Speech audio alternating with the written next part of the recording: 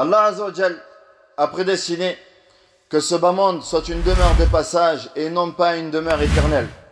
Et Allah subhanahu wa ta'ala a juré par la Mecque, par l'enfant ainsi que sa descendance, que l'homme a été créé pour l'épreuve, pour une vie de lutte. Allah Jalla wa Ala nous dit Alif Lam Mim ahasiba an-nasu an yutraku an yaqulu amanna wa hum la yuftanun. Les gens pensent-ils que nous les laisserons dire nous croyons sans les éprouver? L'épreuve fait partie de cette vie. Quiconque souhaite une demeure dans laquelle il n'y a pas d'épreuve, dans laquelle il n'y a pas d'affliction, dans laquelle il n'y a pas de difficulté, dans laquelle il n'y a que le bonheur, qu'il recherche cette demeure auprès d'Allah Azza wa Jal au paradis. Car Naam, le paradis, Darus Sa'ada, c'est la demeure du bonheur, la demeure de la joie. Lorsque les gens du paradis y accéderont, ils diront, comme Allah Azza wa Jal dit dans le Coran, Alhamdulillahi alladhi adhaba anna al-hazan. Louange à Allah Azza wa Jal. Louange à Allah qui a dissipé notre peine, qui a dissipé notre tristesse. Cette tristesse-là disparaîtra au paradis. Mais tant que tu vivras, tant que tu seras dans ce bas monde, tu seras éprouvé par Allah Azza wa Jal. Et éprouvé dans le mal, ou alors dans la difficulté, comme dans le bien.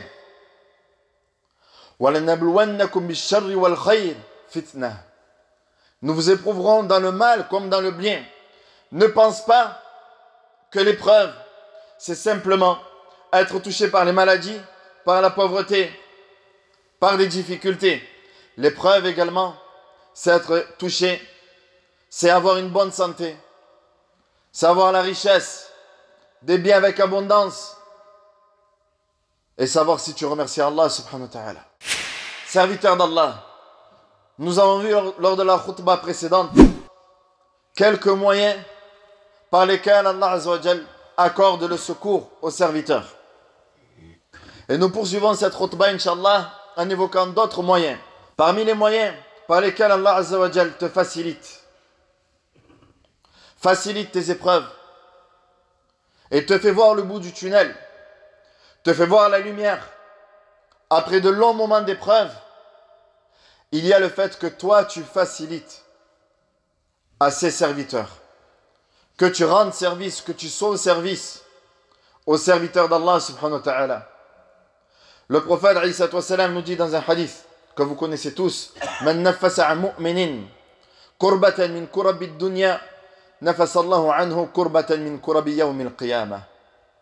Wa man yassara an mu'sirin yassarahu Allahu fi dunya wal akhirah.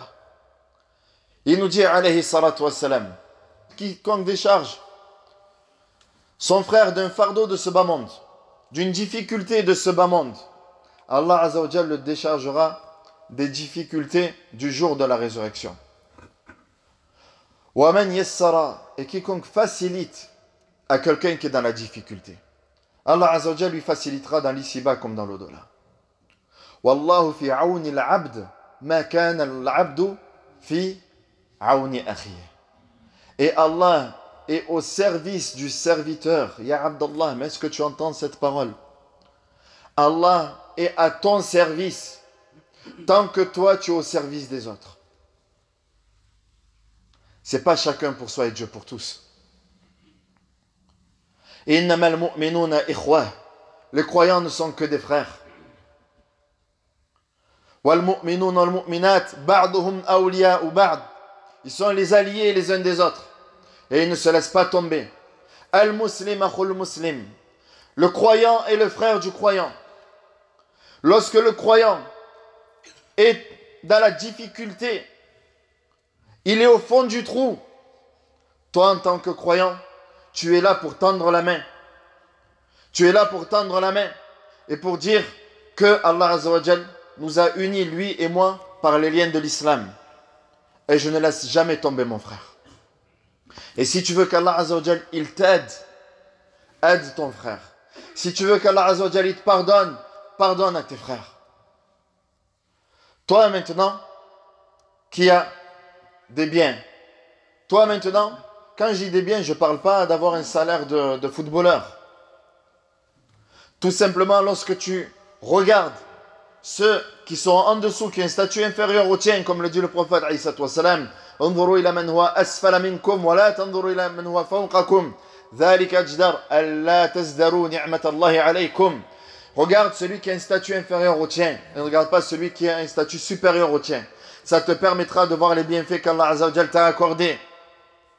Il y a des personnes chaque Jumu'ah qui sont devant la porte et qui demandent de l'aide. Et qui, quand on sort de la mosquée, Allah se plaignent et dirait, Cheikh, à la sortie, j'ai eu que 50 centimes. J'ai eu 2 euros, 3 euros. Est-ce que ça, c'est à la hauteur des valeurs de notre communauté, ibadallah? Que nous avons des personnes qui ont traversé la Méditerranée, qui ont vu leurs enfants mourir ou leurs parents mourir, pour venir demander de l'aide auprès de qui? Auprès d'Ahna al-Muslimin, de nous, croyants, et qui viennent aux portes des mosquées, dans les moments où il fait très froid, et de repartir avec 50 centimes. Il n'y en a pas un parmi nous qui a un peu de rahma, et dire, tu as besoin de quoi? Est-ce que tu as besoin d'un colis? Donne-moi ton adresse et je te ramène un colis. Est-ce que ça c'est difficile, ya ibadallah? Est-ce que ça c'est dur, ya ibadallah? On veut tous être facilités. Ah, mais laisse-moi tranquille. Moi aussi je suis malade. Moi aussi je suis mal. Moi aussi j'ai pas de sous. Moi aussi j'ai... Quant à celui qui demande, ne le repousse pas. Et ne le repousse surtout pas avec dureté. Si tu veux qu'Allah Azza wa Jal te facilite, ça va mal dans ta vie, pas de travail, il n'y a rien. Si tu veux qu'Allah Azza wa Jal te facilite, facilite aux autres. وَيُخْرِجُ اللَّهُ يَوْمَ الْقِيَامَةِ مِنَ النَّارِ مَنْ لَمْ يَعْمَلْ خَيْرًا قَطْ. Et Allah Azza wa Jal fera sortir de l'enfer quelqu'un qui n'aura jamais fait de bien. Et Allah Azza wa Jal, il lui enverra les anges.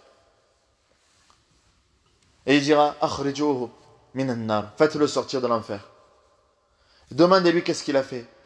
Il a dit, Wallah, lam a'mal khayran qat. Je n'ai jamais fait de bien. Illa anni kuntu usamih an-nas fi tijarati. Peut-être que dans mon commerce, j'étais indulgent envers les clients. Que quand ils n'avaient pas, je disais, ma'ali, je prends. Ou alors que quand ils prenaient et qu'ils n'avaient pas assez, ben je passais au-dessus de ça. Alors Allah Azza wa Jalla dira, Samihu li abdi kama kan yusamihu li ibadi. Ou Samihu, je pardonne à mon serviteur de la même manière qu'il pardonnait et qu'il passait sur la difficulté de mes serviteurs. Une autre clé qui te permet d'avoir le secours d'Allah subhanahu wa ta'ala, d'avoir l'aide d'Allah jalla wa ala. Ad-du'a ya ibadallah. L'invocation. L'invocation, le fait de demander à Allah subhanahu wa ta'ala. Ça ne va pas dans ta vie? Est-ce que tu t'en es remis à Allah azza wa jalla? Est-ce que tu as demandé à Allah jalla wa ala de t'aider? Est-ce que tu lui as demandé avec sincérité, en te prosternant, en te levant au dernier tiers de la nuit, ou alors en levant tes mains au ciel et tu demandes à Allah Azza wa Jal? Car Allah Jalla wa Ala nous dit, Amma yujibu al-mudtar idha da'ah wa yakshifu as-su'. Qui répond à l'appel de celui qui est dans la difficulté? Qui est celui qui répond à l'appel de celui qui est dans les difficultés et qui dissipe tout mal? Qui est le seul à pouvoir faire ça? A ilahun ma'allah wa ja'alakum khulafa al-ard. A ilahun ma'allah. Y a-t-il une autre divinité en dehors d'Allah? Y a-t-il une autre divinité en dehors d'Allah capable de venir à ton aide? Y a-t-il un autre en dehors d'Allah Azza wa Jal qui est capable de répondre à ta demande? Qalilan ma tadhakkarun. Mais vous êtes peu à vous rappeler. Amman yujibul mudtar. Donc, qui répond à l'appel de celui qui est dans la difficulté? Lorsque tu es dans la difficulté, demande à Allah Jalla wa Ala. Lorsque tu es touché par l'angoisse, demande à Allah subhanahu wa ta'ala. Tu es touché par la tristesse, demande à Allah subhanahu wa ta'ala. Tu es touché par n'importe quelle difficulté, demande à Allah Jalla wa Ala de t'aider. Ne te retourne pas vers les créatures, vers la création, mais retourne-toi vers Allah Azza wa Jal. Rappelle-toi du hadith d'Ibn Abbas que nous avons évoqué la semaine dernière. Idha sa'alta fas'alillah. Lorsque tu demandes, demande à Allah Azza wa Jal. Idha sa'alta fas'alillah. Wa idha sta'anta fasta'in billah. Et lorsque tu cherches de l'aide, demande l'aide à Allah Azza wa Jal. Iyyaka na'budu wa iyyaka nasta'in. Tu es le seul que nous adorons. Et tu es le seul à qui nous demandons de l'aide. Ya Allah, l'aide, on la demande qu'à toi. On la demande à personne d'autre. Ça ne va pas, c'est vers Allah Azza wa Jal qu'il faut se retourner. Et le prophète alayhi salatu wassalam nous dit dans une dua, Ma min muslim yad'u Allah Azza wa Jal bihadha ad-du'a illa adhhaba Allahu hammahu wa ghammahu aw stujiba lahu. Il n'y a pas de musulman qui invoque Allah Azza wa Jal par cette dua. ويجب على كل أو ينبغي على كل من يسمع هذا الدعاء أن يتعلمه. Et il convient à toute personne qui entend cette dua d'invoquer Allah Azza wa Jal par cette dua-là.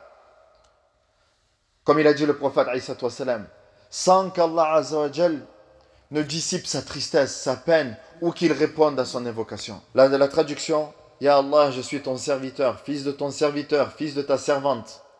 Je suis sous ton pouvoir, ton jugement s'accomplit sur moi, ton décret sur moi est juste. Ce que tu as décrété sur moi, Ya Allah, c'est juste. Les difficultés par lesquelles je passe, Ya Allah, c'est juste. Tu sais et je ne sais pas. Tu sais où est le bien et je ne sais pas où est le bien. Et cette difficulté me permet de me rapprocher de toi, Ya Allah. Je te demande par tout nom qui t'appartient, par lequel tu t'es nommé, ou tu as révélé dans ton livre, ou que tu as enseigné à l'une de tes créatures, ou bien que tu as gardé secret dans la science de l'inconnu, de faire en sorte que le Coran soit Rabi'a qalbi. C'est traduit par le printemps de mon cœur, mais la traduction khair, Inch'Allah. Ou alors la lumière de ma poitrine, et qu'il dissipe par le Coran ma tristesse et mette fin à mes soucis. Personne ne prononce cette dua-là sans qu'Allah Azza wa Jal répond à sa demande. Serviteur d'Allah, il nous reste 2 points à mentionner. On a parlé de la dua, wasta'inu. Iyyaka na'budu wa iyyaka nasta'in. Tu es le seul que nous adorons et tu es le seul à qui nous demandons de l'aide. Et cette aide-là, l'aide, Allah Azza wa Jal nous dit wasta'inu bis-sabri was-salah. Et l'endurance, ou alors rechercher l'aide d'Allah Azza wa Jal, rechercher l'aide d'Allah dans l'endurance ainsi que dans la prière. Rechercher l'aide d'Allah dans l'endurance ainsi que dans la prière. As-salat ya ibadallah. As-salat, as-salat. La prière, serviteur d'Allah. Combien d'appels, combien de mails, combien de messages dans les réseaux on reçoit de personnes qui nous disent « ça ne va pas, je suis touché par le mal, j'ai ci, ça ne va plus, ma femme m'a quitté, ou alors mes enfants... » Ils se plaignent. La première question qui est posée, c'est « Ya Abdallah, tu es comment dans tes prières ?» « Non, cher, mais je ne fais pas encore la prière. » Ou alors, je fais la prière, mais je la fais de temps en temps. Ou alors, je la rattrape le soir. Ou alors, Ya Abdallah, si tu négliges le pilier le plus important de l'islam, après l'attestation de foi, qui est la prière, si tu négliges la prière, tu attends quoi d'Allah subhanahu wa ta'ala? Si tu négliges ton devoir le plus important, tu attends quoi d'Allah Jalla wa Ala? Si tu es négligent dans la prière, que tu ne la fais pas, tu attends quoi d'Allah subhanahu wa ta'ala? Le prophète alayhi salatu wassalam, idha ahzanahu amr, lorsque il était dans une situation qui le mettait dans un état de tristesse, Sallah, il priait. Lorsque le prophète était touché par la tristesse, il se levait et il priait. Et il est rapporté qu'il disait à Bilal, le mu'adhin, il lui disait Arihna bis salat ya Bilal. Ya Bilal, fais l'adhan, afin que nos cœurs s'apaisent par la prière. Le secours, on le recherche dans la prière. Ta'arraf ila Allah fi rakha ya'rifka fi shidda. Rappelle-toi d'Allah Azza wa Jalla dans les moments d'aisance, il se rappellera de toi dans l'adversité. Donc fais la prière et implore Allah Azza wa Jalla dans ta prière. Et ne délaisse pas la prière. Car ce n'est pas quand tout va mal qu'on commence la prière. Mais bien sûr, ne tombe pas dans le piège de Shaitan en disant « c'est bon, je ne faisais pas la prière quand j'étais bien, je ne vais pas la faire quand je suis mal. » Au contraire, reviens vers Allah Azza wa Jal. La'allahum yarji'un. Allah Azza wa Jal, il te touche par les épreuves afin de te ramener vers lui, vers le chemin droit. Donc, as-salat ya ibad Allah et as-sabr. Wasta'inu bis-sabr was-salat. Et la patience. Si ce bas monde, ya ibad Allah, avait une valeur auprès d'Allah subhanahu wa ta'ala, ce bas monde aurait été la récompense, aurait été la demeure du prophète alayhi salatu wassalam. Mais Allah subhanahu wa ta'ala a décrété que ce bas monde soit, comme on l'a dit, une vie d'épreuve. Et celui qui a été éprouvé a été le prophète alayhi salatu wassalam. Nous, on a tous tendance à dire ouais, mais c'est bon, mais lui, c'est normal, ça va. Regarde, alhamdoulilah, il a de l'argent, il a ci, il a ça. Tu penses que le statut d'une personne, qui qu'elle soit, il sera exempté d'épreuves, il sera obligatoirement touché par l'épreuve. Et si une personne ne devait pas être touchée par l'épreuve, ça aurait été le prophète Muhammad alayhi salatu wassalam. Mais le prophète sallallahu alayhi wa sallam, ou alors les prophètes alayhim salatu wassalam, ont été touchés par les épreuves. Par des épreuves de maladie, par des épreuves de trahison. Naam, Nuh alayhi salam, son épouse l'a trahi. Lot alayhi salam, son épouse l'a trahi. Donc ces épreuves-là, ne pense pas être le seul à passer par ces épreuves. Car Allah Azza wa Jal nous donne comme exemple les meilleurs des hommes, les meilleurs des prophètes et messagers ont été touchés par les épreuves. Et le prophète Muhammad alayhi salatu wassalam a été touché par l'épreuve. Il a vu ses compagnons se faire châtier, son oncle se faire tuer, il a perdu son épouse, il a perdu sa mère, il a même pas connu son père. Omar ibn Khattab radiallahu anhu, quand il voyait où le prophète alayhi salatu wassalam dormait, il pleurait. Il voyait les traces de natte, de paille sur le corps du prophète alayhi salatu wassalam. Il dit ya Rasulallah, tu dors sur ça alors que César a des palais, alors que le roi de Perse a des palais, alors que le roi d'Éthiopie a des palais, et toi tu dors sur de la paille, ya Rasulallah. Ya ibn al-Khattab, lui dit au fils d'Al-Khattab, Ala tarda an takuna lahum ad-dunya wa lana al-akhirah. Ya Omar, n'agris-tu pas que ce bas monde-là leur appartient et que l'au-delà nous appartient à nous? Ad-dunya sijnul mu'min wa jannatul kafir. Ad-dunya sijnul mu'min. La dunya, ce bas monde, est la prison du croyant. C'est la prison du croyant. Et le paradis de celui qui ne croit pas en Allah Azza wa Jalla. Ce bas monde, c'est la prison pour le croyant. Et il nous dit alayhi salatu wassalam, Huffatil jannah bil makarih. Le paradis est entouré d'épreuves. Wa huffatil nar bil shahawat. Alors que l'enfer est entouré de quoi? De tentations. Wal malaikatu yadkhuluna alayhi min kulli bab. Salamun alaykum bima sabartum. Les anges au paradis entreront dans ta demeure par toutes les portes et ils te salueront. Salamun alaykum bima sabartum. Vous avez patienté, que la paix soit sur vous en récompense de votre patience. Allah Azza wa Jalla nous dit Inni jazaytuhumul yawma bima sabaru annahum humul faizun. Aujourd'hui, je les récompense parce qu'ils ont patienté. Ils ont patienté dans les difficultés. Et ce sont eux qui ont réussi. Les patients auront leur récompense sans limite. Ou alors ils entreront au paradis sans jugement. Allahumma ja'alna minhum. فالله عز وجل نسأل أن يرزقنا الصدق والإخلاص في القول والعمل.